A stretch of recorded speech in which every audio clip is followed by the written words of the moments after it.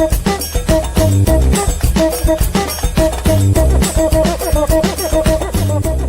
Brazilian Shirt Name Podcast with Dotun Adebayo and Tim Vickery.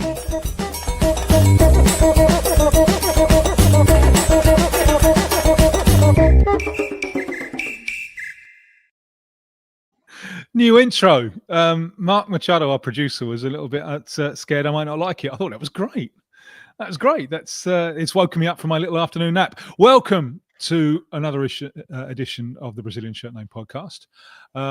Decaying transport infrastructure problems allowing, we will be joined later on by Uncle D, our leader, Dotun Adebayo.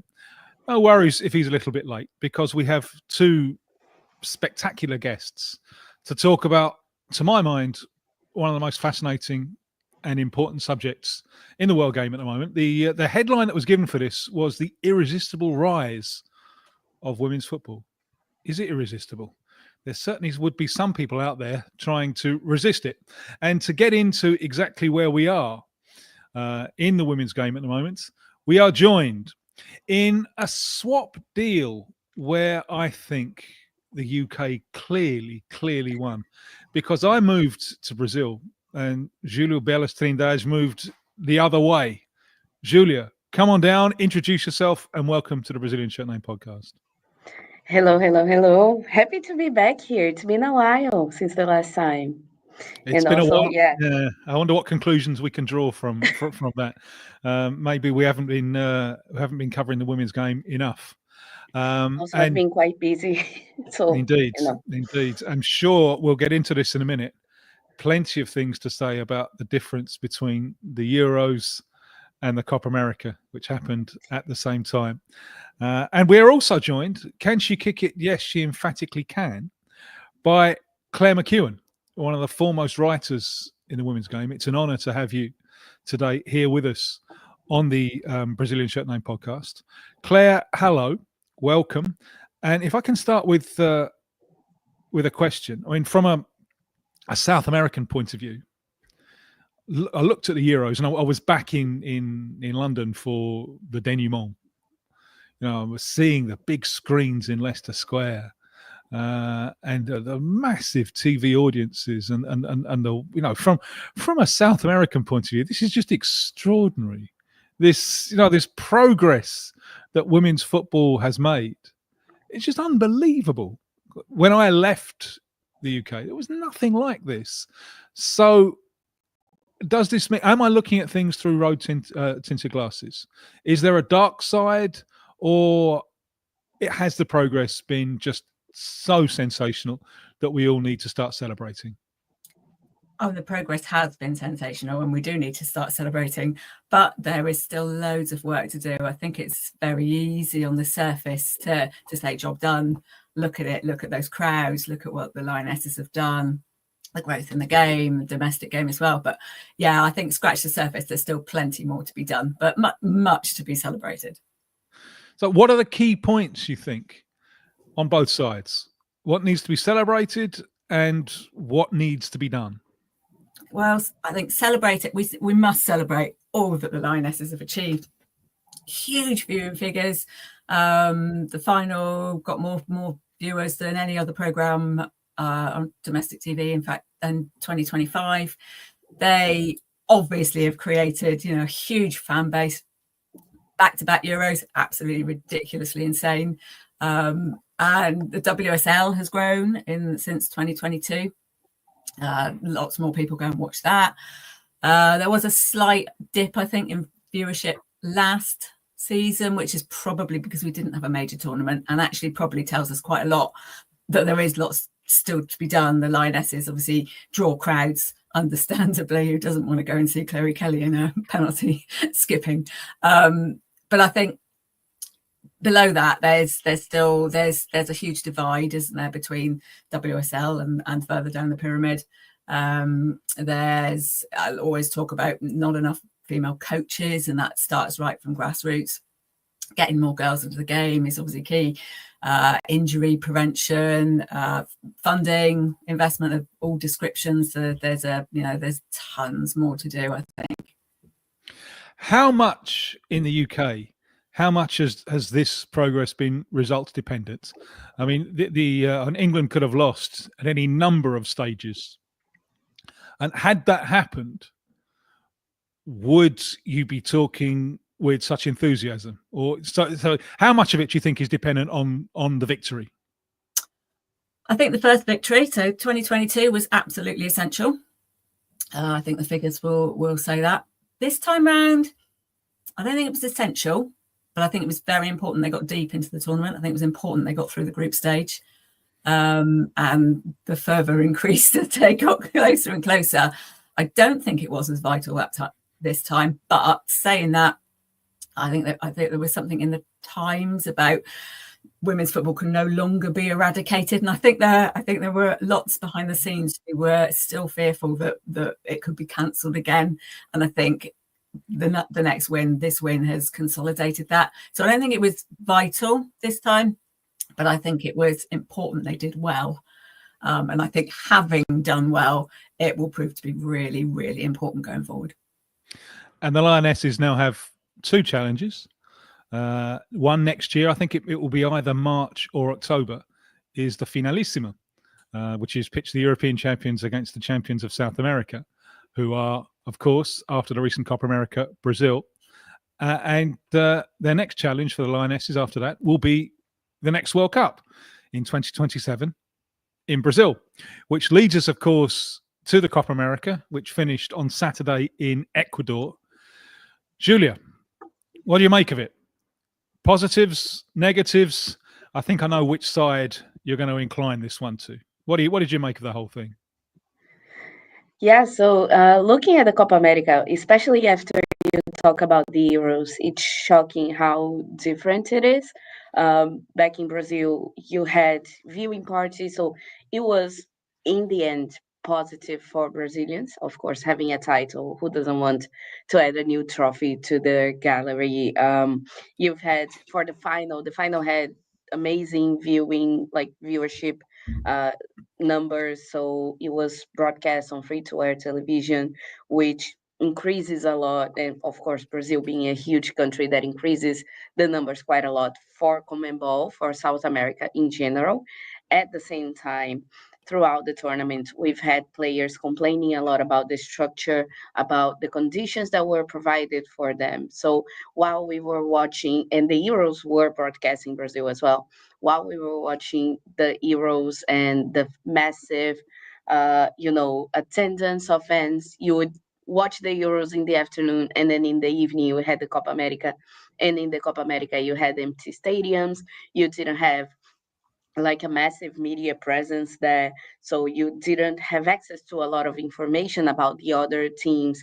You weren't able to create a relationship with the other teams to understand a little bit more about it. Of course, the teams who were broadcasting were experts in the topic and everything. At the same time, you had a lot of issues of just not having enough of anything. So players were complaining about, warm-up conditions, about the stadiums, about the pitches, about, the visibility. The tickets were only sold 1 week before the opening game. So, how do you promote a tournament like that? I know people who went to Quito for the final and didn't see anything throughout the city about the Copa America. So it was really difficult to compare, and that's why we compare a lot, because you have Brazil, which has been a team that has been getting good results since the Olympics last year, at the same time, and fighting and beating important European teams like Spain, for example. At the same time, you have such a discrepancy in the structure that it's, you have to keep calling for more. And when we talk about the continent, it goes even harder. You have Brazil and Colombia being, generating more talent and having a little bit of a better structure. But at the same time, when you go to other countries, including Ecuador, that hosted the Copa America, it is still very difficult to see, this evolution that we see. If you think that you almost didn't have any professionalism or any structure in women's football in lots of South American countries. Then you see a huge evolution, but at the same time, the continent is way behind, and it's being left behind by other continents as well, like Asia, like Africa, like Oceania. So it's been really difficult to develop the game in South America when you have a confederation, continental confederation that doesn't support it. Yeah, I mean, I have the impression the final was truly, truly dramatic. And it is fantastic to see Colombia push Brazil, because in Colombia, they lose their players. There's hardly anyone playing in Colombia. They come and play in Brazil. So it's difficult for them to launch a league. It's fantastic to see Colombia push Brazil so far. And it was so dramatic, with Marta saving the game, and then looks like she's won the game, and then there's another equaliser and it goes to penalties, and Marta could win the game and doesn't win the game on penalties, and in the end Brazil come through. But I had the impression, Julia, that the tournament as a whole did not deserve the final that it got. Exactly, because you have two teams that have, better fighting conditions than anyone else. And if you think about Europe, for example, of course, not all of the countries are able to compete at the highest level of the game, but still, you are seeing improvements, and you have the Nations League, and you have, the Euros, and you have other tournaments that have been prompting the countries to start investing more. In South America, now we are going to have the Nations League as a qualifier for the Women's World Cup, which we don't know barely anything about that. It's happening, but we don't know how the structure will be. We don't know anything about, ticket sales, about like trying to promote the tournament. It feels like it's still quite contained to, the people who are actually looking for this kind of information. When we talk about Colombia, even though their league is still in the early stages of development, professionalization, that sort of stuff. We've had, for example, Colombian clubs doing really well in the Copa Libertadores, which is the club competition, the club South American competition, in 2017, in 2018, 2019. So we've seen the development of players like Mayra Ramirez, Linda Caicedo, that, have become powerhouses in the game overall. So when they play against Brazil, they can actually fight and they can actually beat us. Like, it was scary. It was really scary to watch that game. At the same time, I'm always so happy for them, because they are they've been through a lot, and they just keep on fighting like the Brazilians did, like 99% of women's football clubs or national teams or people have been fighting to develop the game. And I think that's the main takeaway. Like, we need to improve. We are improving. We need to improve even more. When I look at Europe, I mean, all the versions of the Copa America, which has been played since '91, all of them since one have been won, apart from one, have been won by Brazil. And I look at Europe, and yes, we're getting the same two teams coming through now, Spain and England. But also, 25 years ago, I think Spain and England were nothing. If I remember rightly, it was Germany and the Scandinavian countries. So you have in Europe that dynamic of competition. It's hard for South America with 10 nations to compete with that. And it's also hard for South America to compete with, say, the location. Switzerland, it's so close for so many of the fans. But also in Switzerland, Claire, you had the Wales fans going in numbers. Now, that's a journey to an expensive destination to watch a team that has no chance of winning whatsoever. That, for me, was an indication of the success of the events. If you can attract the Welsh public, that shows that you've built something.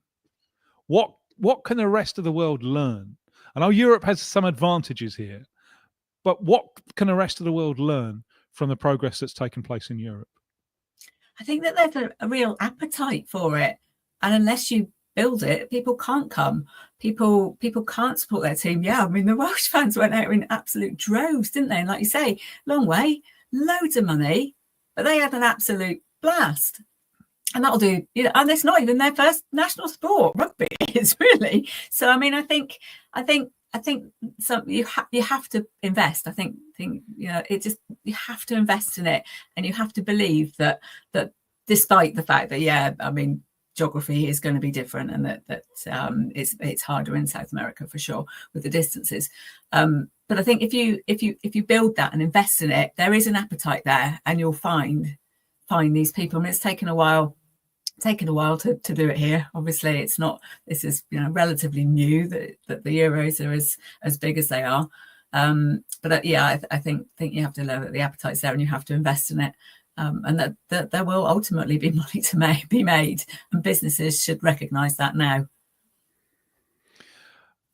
I write a weekly piece in Portuguese for a site over here called Trivela, and last week I wrote about women's football, and the reaction quite shocked me.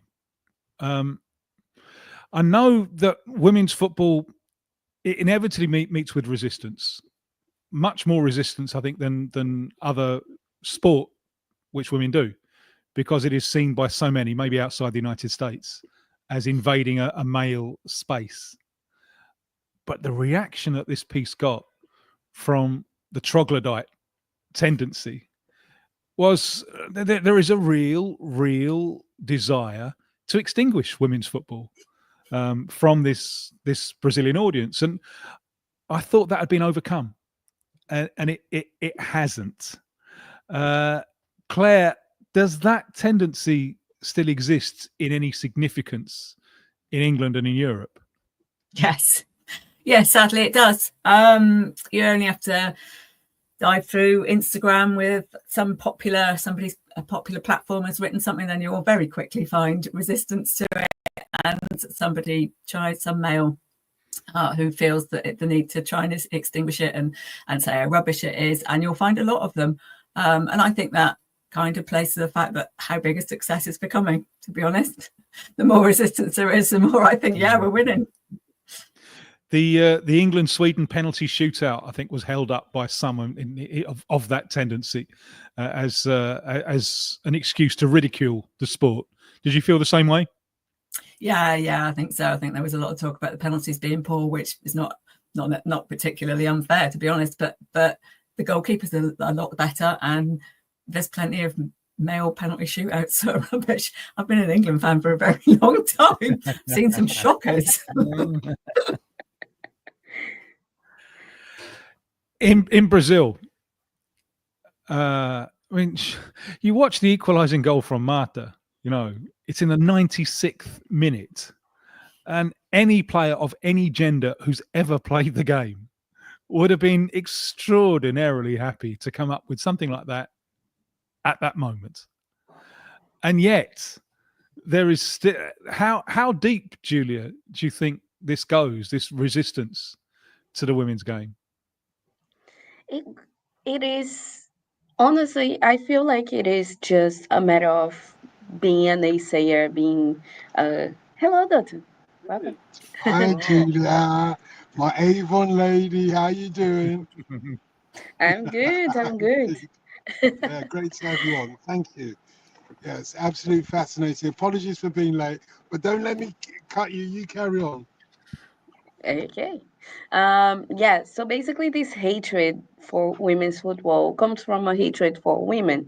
And, you cannot separate from that. You cannot separate it from sexism. You cannot separate it from people just being bigots, especially in the current climate of the world. Like, the conservatorism of just trying to keep women in the kitchen, or trying to be as sexist as they can be as an attempt to showcase power. It just reflects in sports, as we always say.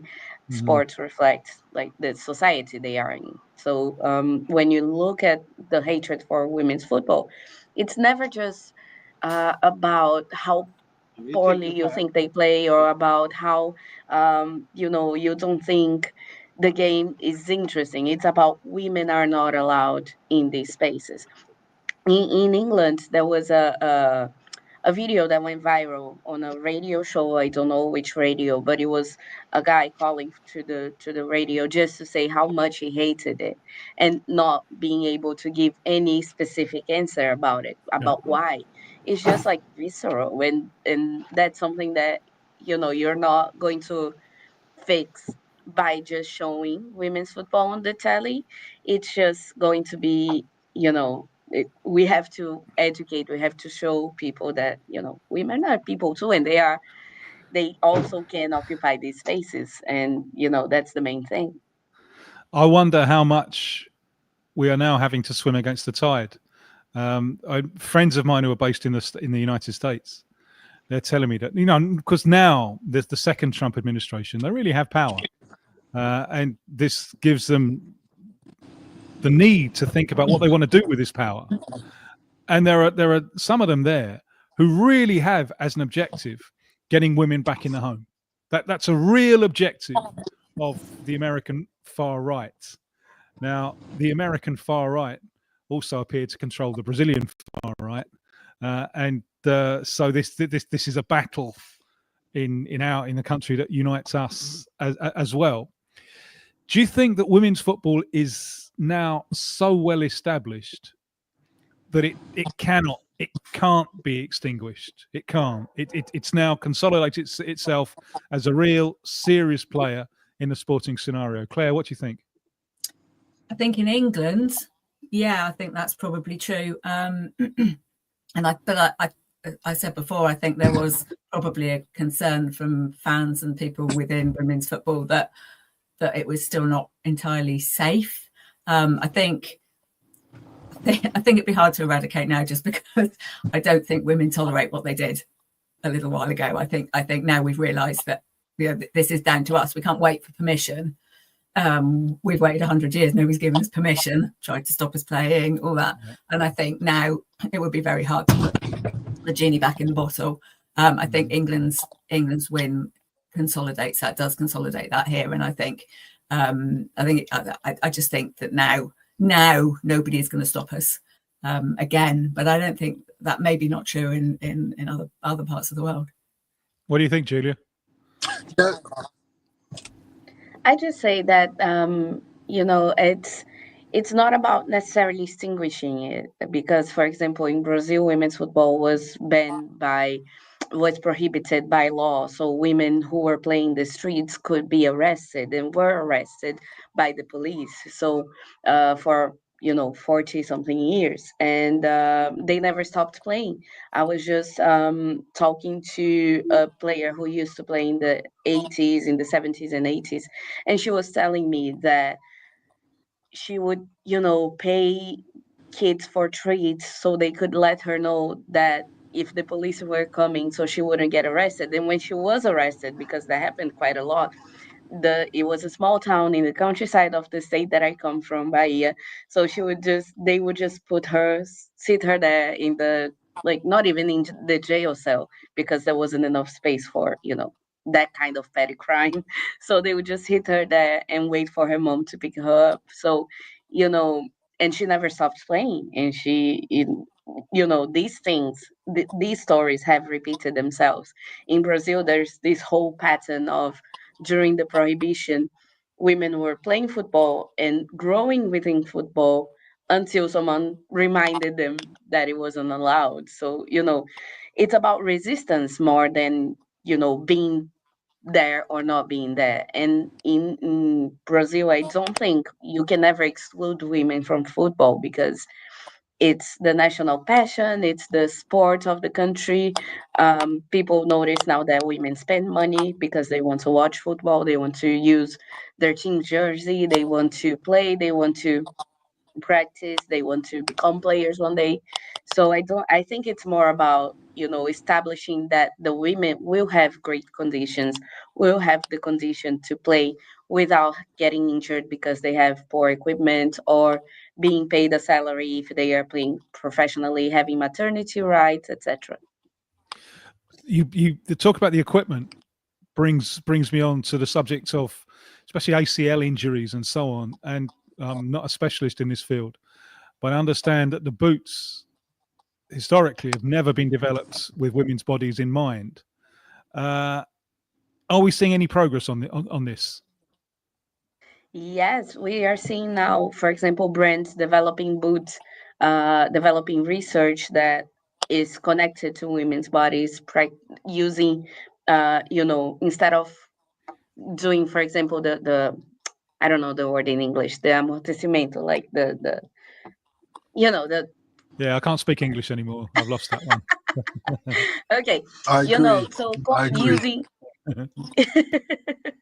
using the women's proportions, like height, like hip width, like menstrual cycles, everything, to be able to develop better boots, but not only better boots, like better jerseys that fit better in the body. West Ham just announced a partnership with menstrual, a line of menstrual clothing, so for players who are in their periods, to be able to play without having to put a tampon or whatever pad. So these things should have come like 50, 100 years ago, but the fact that they are happening now, and they are noticing that it's getting sponsorship for the clubs, it's getting women getting to know these brands and making money and paying money to be able to use them, even for their day-to-day lives, even if they're not football players, that generates a change.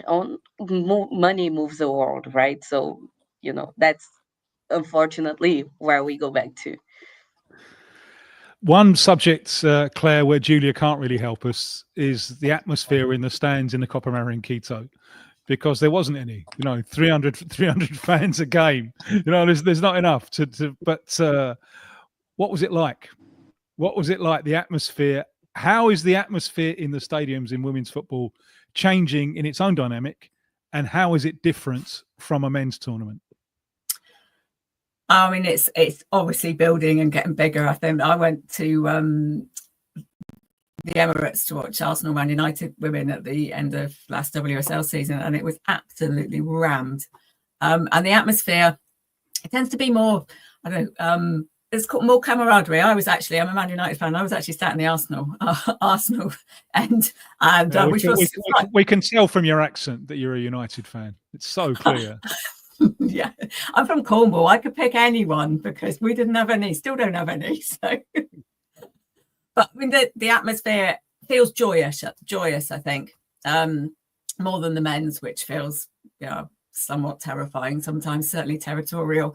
I think it feels like everybody's in it together, and there is a certain joy. I think there is more of the sort of male influence creeping in. So there are matches where it can feel a little bit less family friendly than it perhaps has done, and I think we probably need to be a bit vigilant against that. Just accept that our audience is different, and that we want to celebrate. Women have waited a really, really long time for this, and we want to keep that celebration. But I mean, the atmosphere is ridiculous now. It's just it's a big football match. That's what it is. It's just that it's more cheerful and less. So is that joy? Is a lot of that joy linked to the fact that this is new? And is that joy going to dissipate over time, and then things will become more tribal and perhaps more aggressive? I think there is what I will consider a danger of that. I think that we should try to keep this celebratory feel. Women have been fighting for football and trying to play football and visibly play football for hundreds of years, and I think there's that sort of sense now, certainly, that we've all been waiting for this, and that this is something brilliant, and it doesn't matter who you support, you should be celebrating. But I think there is more. There's noticeably more tribalism, I think, already since sort of 2022, when more people came out. I think you begin to notice it just that little bit more, and I think we should try not to embrace the men's side of football so much, and continue to walk our own path, just because I think football should be joyous. I have no problem with people celebrating their teams, obviously, and supporting their teams, but I don't think you need to do that at the expense of the other fans' teams or the other team, and you don't have to sort of bring yourself down to shouting insulting chants at players. One thing which a few years ago we used to get quite a lot, which I thought was quite patronising, and you don't get any more, is look at the way these women play. It's so clean. They don't dive. They don't time waste. That's gone. That was always a little bit patronizing, I think, because at the end of the day, people want to win. So watching the games that I saw when I was back in London, there were lots of references to the dark arts. These sides are proficient in the dark arts. Do you celebrate the fact that this is now part of the game?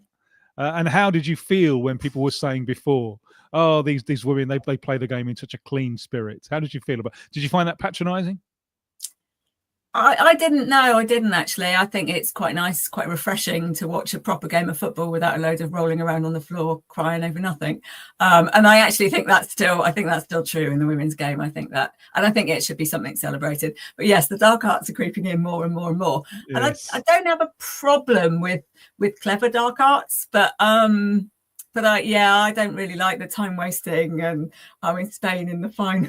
Euros final got a little bit ridiculous when they weren't even winning, when it was 1-1, and they were diving all over the place and falling over imaginary limbs and things like that. So I know I don't really want to see any more of it. Thank you. I would quite like it to remain quite clean. But I mean, yeah, it's part of, like you say, it's part of the game. They want to win. The dark arts will be employed, and I think cleverly employing dark arts is part of the game. Julia, the Brazilian women's team, there's always been some diving in there, isn't there? There's always been plenty of that. So how do you view this?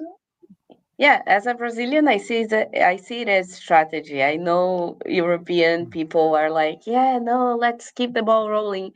No, if you have time and you are winning and you don't want to concede the goal, you waste that time. I'm 100% pro that. One thing is like, you just wait a little while longer, you just fall down a little bit. It took another 3-4 seconds to, give them back the ball. Yeah, that's okay. But yeah, for me, I feel like with football in general, and especially the Brazilian perspective is, if you're not winning, you're not good enough. You have to be the best, not only Brazilians, for example, have 3 silver medals in the Olympics for women's football. It's a defeat. It's like you lost the last game. You celebrate the medal if you're a conscious person. If you're not, you're like, yeah, the loss again, and that's done. Which is quite sad, because then when you think about the way that the players have always been calling for better conditions, for improvements, people don't want to give them that because they don't have, a World Cup title, for example. I think, honestly, I feel like football is not just about winning, but winning feels amazingly. So whenever I have little experience of this. I'm a Tottenham fan, so I didn't know what to do when we beat your lot, Claire. You don't know how to react. No idea. What? So the next World Cup is in Brazil. The 7-1 that happened in the men's game in 2014 had a lot to do with that horrible burden of tradition and history. I think you could have played that game between Germany and Brazil in any other circumstances, and you could play it 100 times over, and Germany would win most of the games, but they would never win 7-1. I think it has a lot to do with the emotional burden of playing a World Cup at home. Will the women's team have the same burden of history and expectation? Or because they've never won a World Cup, will they not feel that? How do you think it will go? It's difficult to say, because in 2023, I was in Australia in that terrible 0-0 draw with Jamaica that Brazil were kicked out of the group stage. And in the press conference the day before the match, it was Marta and the coach at the time, Pia Sundhage, just talking about how important that was for Marta, for Brazil, just building up about how Jamaica were going to be difficult adversaries. And, sometimes, again, as Brazilians, you have to build up your confidence and just say, hey, or at least think and believe that you can win a game. When Brazil played that game, I don't think I think they got scared, and they got scared not of Jamaica, but of themselves, of what would happen if they didn't win, and they didn't. So I think it's about building up that confidence. At the same time, Brazilians, the same way that they will be supporting the team and chanting and screaming and clapping, they will boo if you do something wrong. They will get angry. They will swear at you. They football in Brazil is really passionate in the best way and in the worst way. So, it's quite difficult to say if the players will be affected by that or not. Hopefully they won't, because then we'll be able to, see some great football being played. If not, then, it will be quite difficult. I don't think a 7-1, but, I Do you don't want to think? jinx it. Do you think, Claire, that this is the biggest?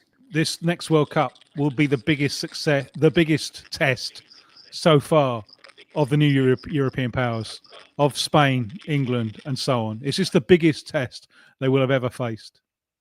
Well, I hope so, because then that shows everything is coming on. I think. It's absolutely fantastic for Brazil to be hosting it. I think, given the history, the not just banning, but the illegality of playing for so many years, this is a huge step forward. Yeah, I like to think that Brazil can use that home advantage and really do pressurize the European teams who've had it a bit easy, to be honest. The US are back looking really strong. I think it'll be a really tough World Cup, that one. I think by then as well, a little bit more time that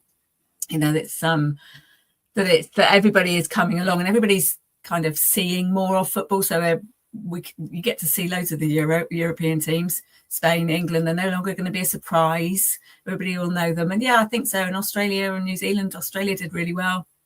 I think they can all build on it. So yeah, I think it is time where it's beginning to all come together and everybody will find it tougher. Yeah. What about Africa and Asia, Claire? Do you see any challenge coming from there? Yeah, I think so. I think Nigeria are always a threat.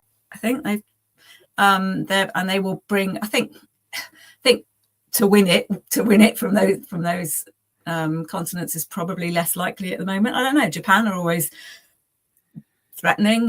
China, I think have been sort of investing more. I think it's probably a little way away from them challenging at the top end of it, but yeah, I think lower down group stages and all, most teams can be beaten by anyone these days.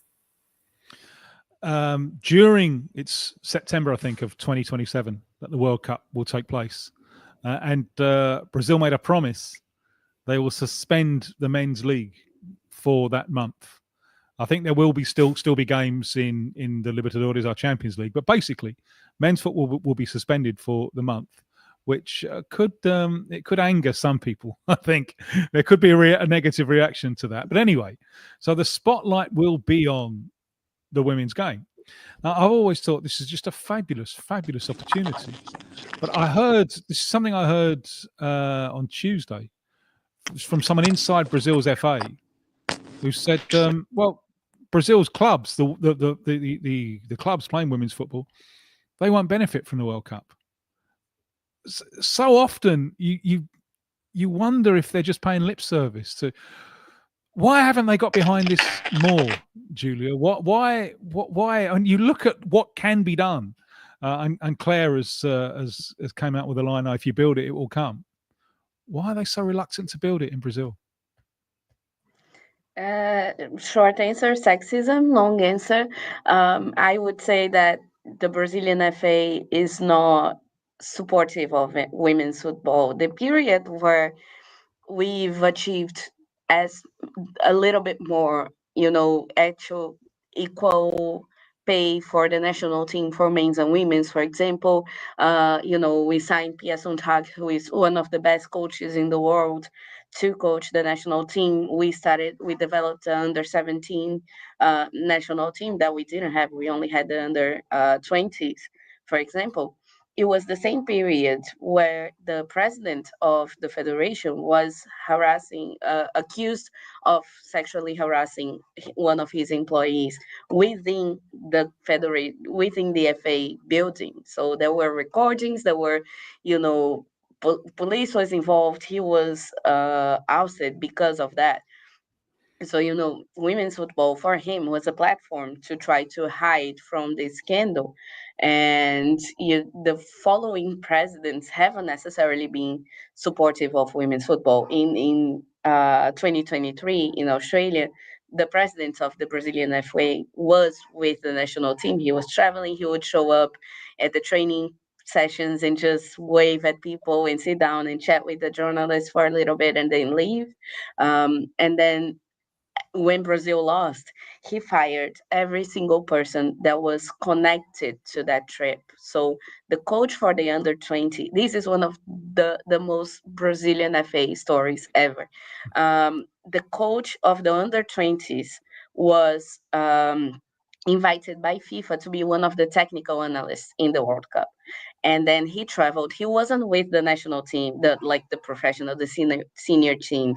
He wasn't working with Pia at the time. He was just there by FIFA because FIFA invited him, and he was like sacked because he was in Australia at the time, and apparently that wasn't allowed. It's so insane to think that even when you have a little bit more support. For example, in Australia, we had the largest staff for women's national team in Brazilian history. They had a cook, they had, coordinators and directors and everything being there and supporting the players. It's just, okay, we lost a World Cup. The men have lost many, and you don't fire every single person connected to that. PR people were fired after the World Cup, after the team losing the World Cup. It doesn't make any sense. So the Brazilian FA just doesn't. It tries to show that it cares, and they try to show that they care about women's football, but they don't. And you see that by the fact that for months at a time, sometimes the under 20s and under 17s don't have coaching staff, or they move things around within the department without any explanation. They say that they are going to host a Women's World Cup, and we are 2 years away, and we haven't seen anything being created or developed within the FA before this World Cup. We should have been, raising young players like 17-year-olds, 18-year-olds to be the players to win this title in 2027. And who knows what they're doing? The national championship the national league is still not fully broadcast on TV. There's a cup now, and the cup is also not fully broadcast. These are issues that terrible stadiums as well. Terrible stadiums, sometimes with no access to the public. It's bizarre. Exactly. That's the thing. They increase, for example, the number of divisions in the National League without giving the support for the clubs to actually develop a team. So in the third division, you have clubs who play 1 or 2 games and then are kicked out. Who wants to build a team like that? Sure. Has the progress, Claire, in England, has it been because of the administrators or in spite of the administrators? I think probably because now, but yeah, definitely in spite of early on. I think the difference, the change here was Hope Powell and her appointment as head coach and full-time head coach of England, which was a fair while ago now. And she actually pretty much built it all on her own. The women's side, she was in charge of all the youth teams and the whole structure. And I think without Hope Powell, perhaps it would have taken longer. There were other people behind the scenes who had to fight a bit, and she had to fight for everything, I think, including office space and things like that. So it kind of since they've started, I suppose perhaps since 2015, maybe they've started being more and more supportive. But I think without Hope Powell sticking her neck out and really getting behind it, that might have been different as well. So it's kind of, I mean, it's throughout history, it's always been down to individuals, men or women, to try and push the sport forward. And I think, you know, maybe you just need a few of these banding together to really sort of create a inertia.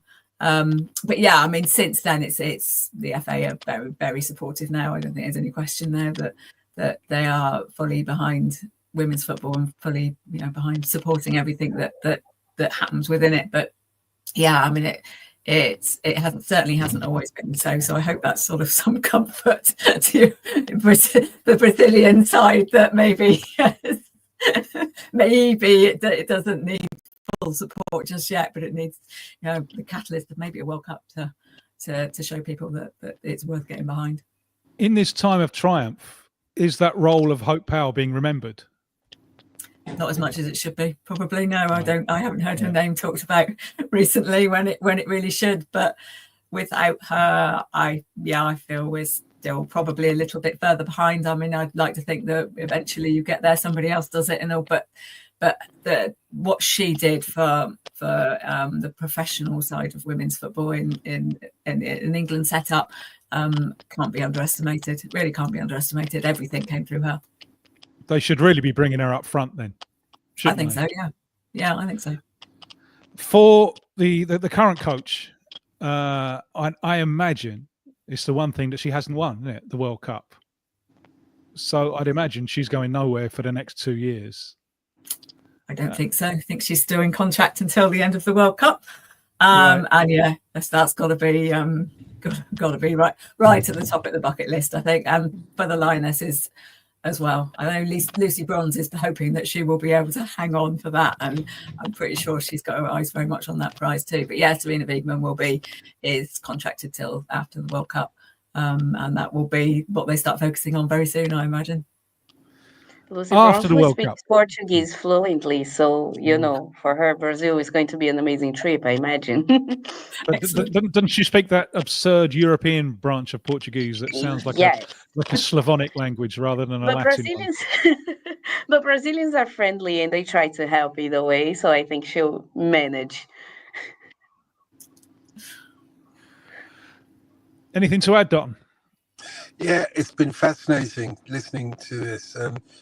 I feel, Claire, that we're very lucky, our generation, to be seeing what we're seeing now. Not least because we've come from the history when we didn't see it. But it feels to me like, you know, being here in England at the moment, after the Lionesses' victory in the Euros, that we are part of something that is not starting up, but it feels very fresh, and the type of football we're watching is absolutely amazing. One of the best goals I've seen this year came from a South American player in women's football. I've watched it several times and I still can't figure out how she did it. So I don't think there's any question anymore about skill. I think it's a different you've got to work with what you've got, haven't you? Women's football or men's football. Men's football has its challenges. The time wasting that you talked about is part of the game. It's part of the game, and they'll find a way to use that, etc. But what, for me, coming off the back of, if I might bring in the Nigerian women's team's victory in the African Cup of Nations, I wonder whether the struggle for women's football has been a colonialist intervention in a sport that, as you both alluded to, or as we've all alluded to, has been played by young women since, you know, whenever football started. On the streets of Lagos, when I grew up, we played football together. Boys and girls, you know, we played together. In Nigeria, there wasn't a kind of a distinction between women playing sport and men playing sport, as there wasn't within women in politics and men in politics. In fact, arguably the greatest politician to come out of Nigeria was Fela Kuti's mother, Funmilayo Ransome Kuti, She was the first woman in Africa to have, a British driver's license and drove around in the truck. She unseated the Emir of Kano. She and a group of women unseated the ruling king of a region in Nigeria, and this was early on in the 20th century. The reason why I'm bringing this up is, we didn't regard her as Joan of Arc. We regarded her as a woman in politics, and we regarded our athletes as that. And I think we're going back to that after a colonialist period that told us women shouldn't play football. I can't thank the women's team enough. I saw Louisa Hemp get celebrated up in Newcastle just yesterday. The momentum that you talked about earlier, Claire, it's not going away because the football fans want it. We want it. And it's happened because women have demanded the room of one's own that Virginia Woolf suggested 100 years ago now that a woman needed to express themselves. Tim, you've talked often enough about this remarkable thing of Everton giving over their Goodison Park to the women's team. That's the future, That's the future. The times they are changing, and every other club in the world has to look at that and think, am I ahead of the curve or am I behind the curve? All that we've ever needed to make women's football happen is a room of one's own. And they took it. They seized the time. And I'm so grateful to be part of this journey as a spectator, as a football fan, to be able to witness it. Yeah, it's remarkable. I think quite a lot of our discussion today hinges on concepts of relative progress and absolute progress, because we've complained a lot about how far we are behind in Brazil to the thing that you have, Claire, in the Euros. But even so, no, the women's game is it's just on a different level here from what it was when I first moved here. I would never have imagined, 30 years ago, that it would be here now, legitimized. So there has been massive absolute progress. It's only when you look at Europe and you feel that we're so far behind in terms of relative progress. So I think all of the progress is to be celebrated, especially the fact that the sport is legitimate. It's very hard to delegitimize this activity now, but I think we need to watch out, because, and I think Julia will know this more than any of us, there are lots of people out there who would still like to extinguish this activity. It's for the foreseeable future. It's going to get a lot of pushback, and I can see the World Cup in 2027, Julia, as being a battleground on this issue. Do you agree? Absolutely. In 2019, 2020, I think, there was the national exams for Brazilian students had a question about Mata, and just asking why Mata didn't earn the same kind of money that Neymar does. And it was just one question in the exams that's like ridiculously long. And then Bolsonaro, the far right, who is under he's in prison at home, but still in prison. At the moment, he was the president at the time, and he called for the question to be removed from the exam, to be annulled, because it was about women's football.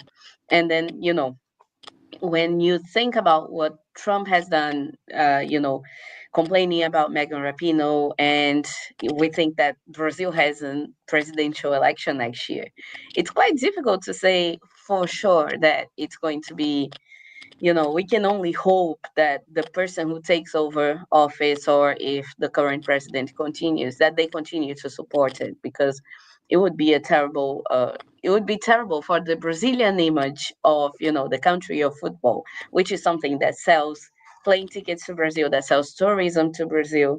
To lose that, to be, in the bad side of that, it is going to be a battleground, because when you see people complaining about having women not only playing football in the screens, but like being commentators, pundits, working in men's teams as well, it is really difficult to fight them, because again, as I said before, it's not a matter of just an opinion, it's a matter of hate, and hate is something that is very hard to unroot and to remove, and to build something new from that. But at the same time, I feel like the last World Cup was in Australia, which is really far away. It took me 41 hours to get there from the UK. It was a really long trip. And you would see so many fans in the stadium, so many fans who have traveled there to watch this World Cup. Brazil is a country that has an amazing potential. A lot of people who like women's football are already excited about the possibility of going to Brazil, visiting different cities, watching their team play. So this is something that will attract a lot of money, will attract a lot of attention, as long as it's done right. If it's done wrong, for example, like the Copa America happening in Quito, in Ecuador, then that is going to be terrible for the Brazilian image. And Claire, if I could just on a positive note, can you pick out one outstanding memory from all of especially the international tournaments that you've covered? If there's one moment that you could live again and again and again, what would it be? Oh, that is tough. I think it would probably have to be November 2019. The Lionesses played Germany at Wembley. First time in a really long time. Sold out Wembley. And I was there with my husband and young son. And I never thought I would get to see women playing on a stage like that. It's what prompted me writing the book. It was just, I did, I'm not going to lie, I cried through the vast majority of it just out of pure joy. But it would be, to go there again and watch them come out for that first time and think, I cannot believe I am watching this, from sort of being a young girl who had to dream about being in the men's team if I wanted to play for England, to watching the women come out in front of a sold out Wembley crowd. Yeah, that one. If you're not into women's football, if you want it to go away, sorry, you're gonna have to get used to it, because that kind of experience that Claire has just described from 2019, that's now commonplace. That's now the norm, and that's what we've been discussing on this episode of the Brazilian Shirt Name podcast. Thank you very much, all of you, for your contributions, and I'll pass the ball over to Uncle D. Yeah, I was going to say, Claire, I shared a similar emotional moment. I'm so glad you mentioned Hope Powell, by the way, because I think you're absolutely right. She did a lot that is maybe forgotten about, but so did other people. The young woman who became the first lino, the first female lino in the Premier League, I saw her march onto that field very, very proudly. I'm sorry because it's emotional now. I looked at her walk onto that pitch upright, very proudly, and I thought of her family. I thought how proud they must be. And I thought of my family and, not least my daughters, and how proud this woman was representing. And then it was all snatched away by a commentator who hadn't moved with the times. And we don't need to talk about them anymore. They need to move out of the way, because it's taken a long time to get here. And a lot of women have been abused for simply wanting to play a game of football. It's mad, but that's the world, hopefully, that we've left behind. Thank you both. And I apologize for being late to this important Brazilian Shirt Name podcast, which I hope is a historical document for everybody who loves football. Claire, thank you very much. And to my Avon lady, she knows why we call her that. That's a Brazilian shirt name. Thank you very much. It's been amazing.